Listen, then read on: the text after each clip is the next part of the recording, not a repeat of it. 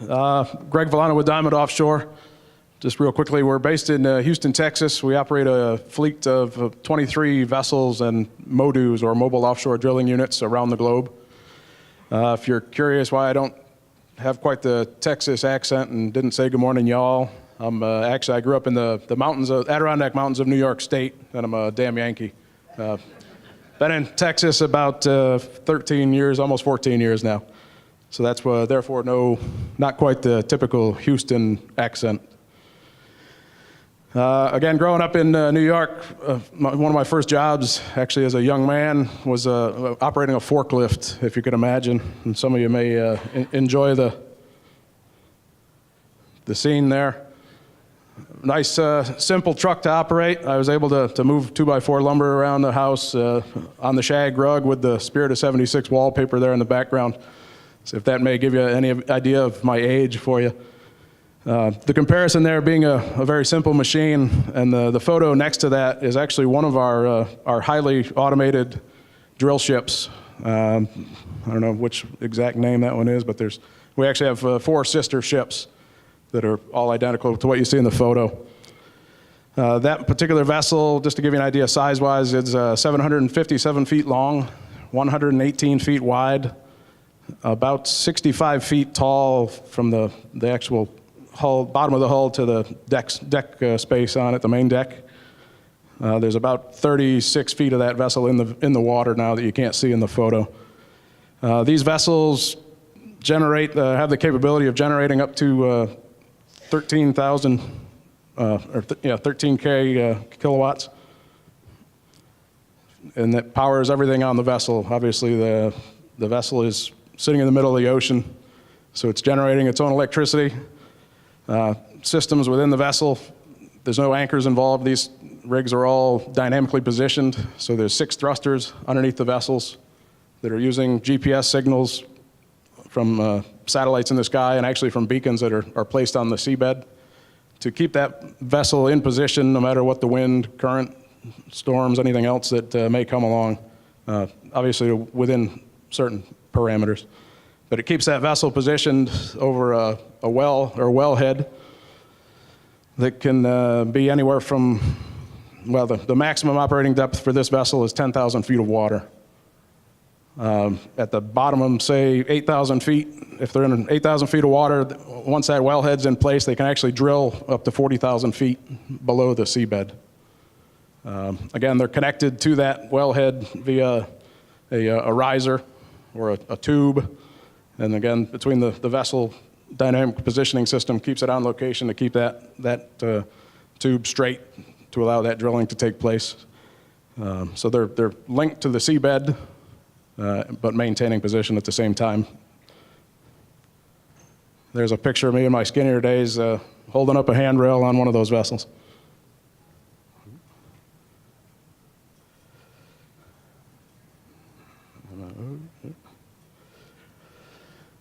So we quickly learned about 2 years ago that as we were taking delivery of these vessels, that the automation systems on them were rather intricate and highly involved in keeping the vessels operational and safe.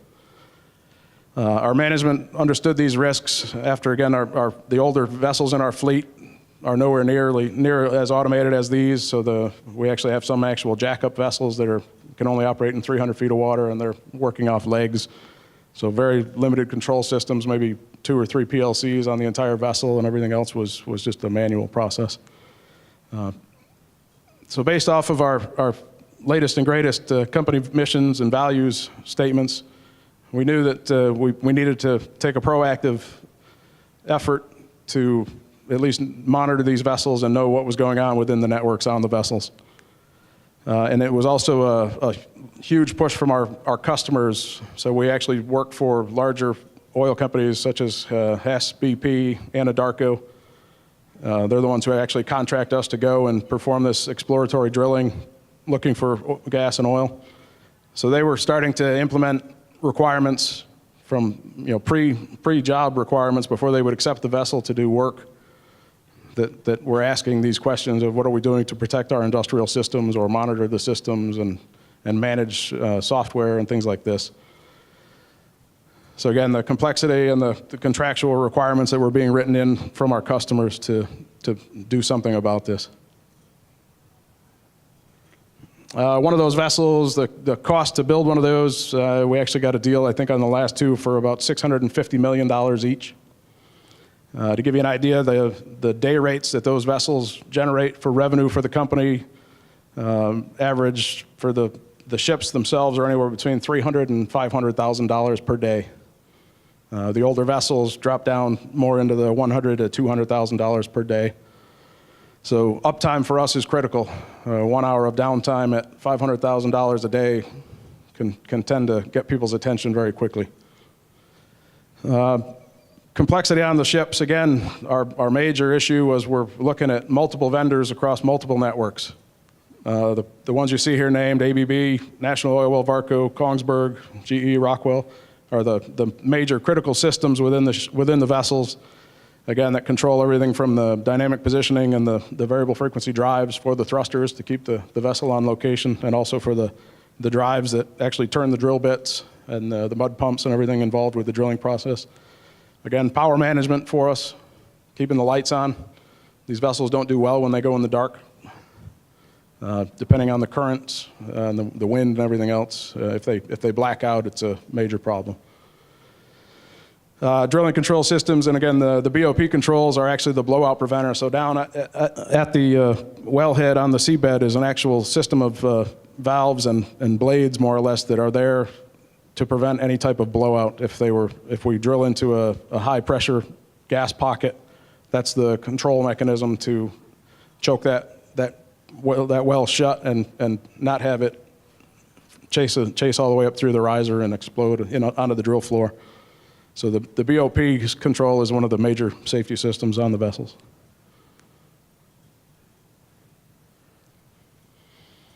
So again, about 2 years ago, we started, or a little over 2 years ago, I was tasked with, hey, by the way, our customers, we've already agreed that we're doing all these things, and we need to make sure we are. At which point we weren't doing really anything.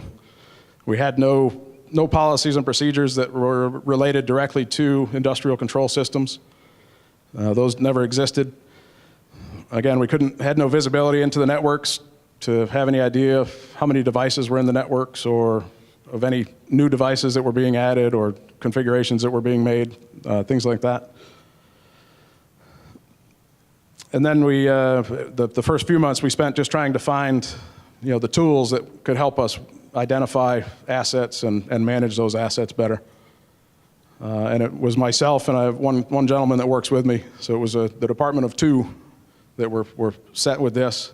And again, we were actually under a lot of pressure time-wise to have the vessels ready before it was time for the customer acceptance testing to take place.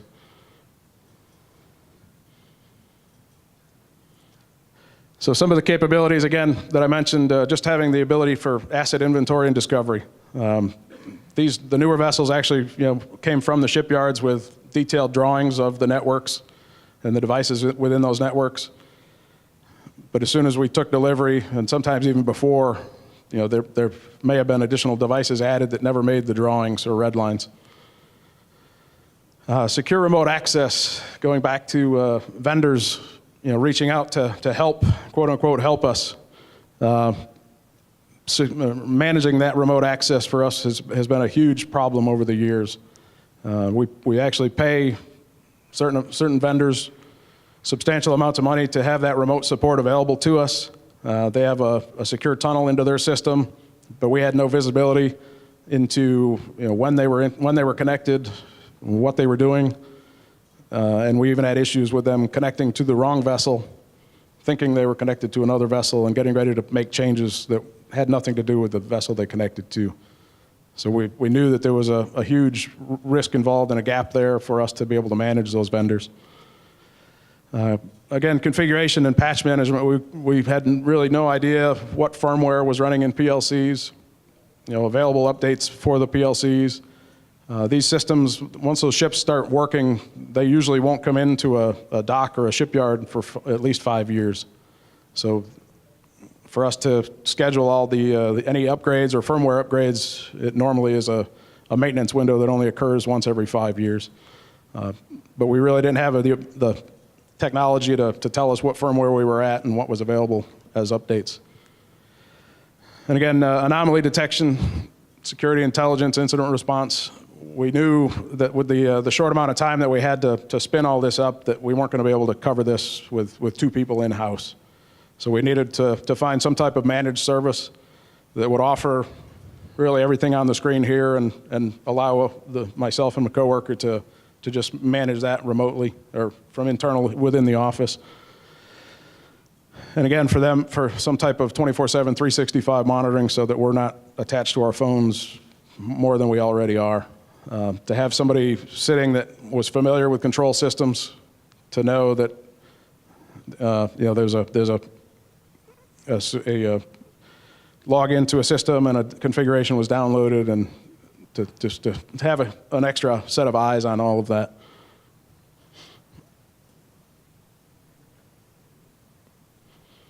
Again, with the depth that we're going into those systems, we needed it to be passive. We didn't want to interfere with any of the actual speeds that those networks are running at. So we were able to find a solution that would actually just collect mirrored traffic from those systems and dissect that traffic and send us, keep track of it for us. And again, across all layers. So we split our house, again, the IT/OT world. Our IT guys weren't real interested in doing anything with automation. They would, they'd stop at a point and say, it's all you. So we actually created an internal team so that we work with the IT guys and even our physical security guys now. We meet on a monthly basis and discuss the latest and greatest. So based on that, we actually created a small secure operations center within our Houston office. Just a quick screenshot there. Just a small office, 11 screens on the wall. We've got 3 vessels now that are currently online that we're able to see those networks on. So again, real time, and it's actually in real time with about a 4-second delay for the satellite link between the vessels in our office. The vessels have the exact same dashboards available locally on the vessel so that they can see real time if there's a field service technician on board and he's been given the authorization to connect to a particular PLC within a particular system and to download an update or make a change. They can actually sit at the dashboards and watch a new device being added.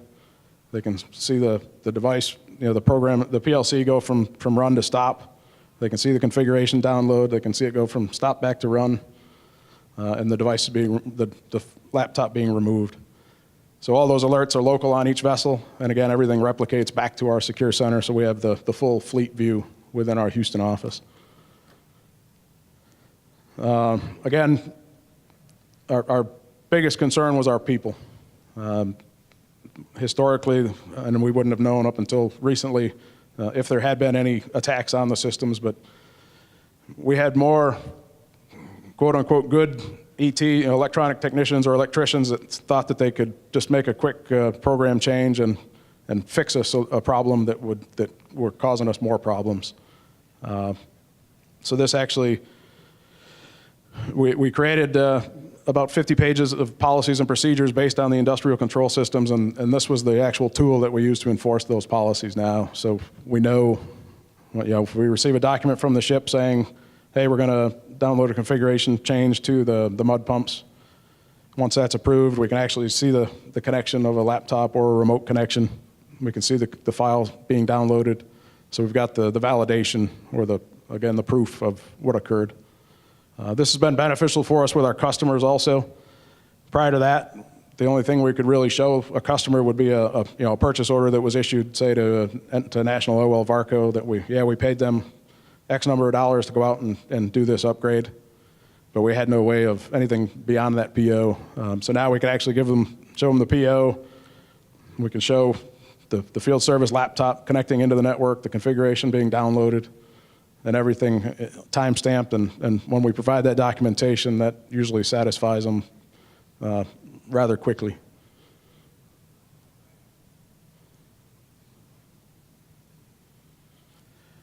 So again, the policies and procedures, we actually worked with the American Bureau of Shipping, ABS, who actually has the classification for the 4 ships that the ship you saw.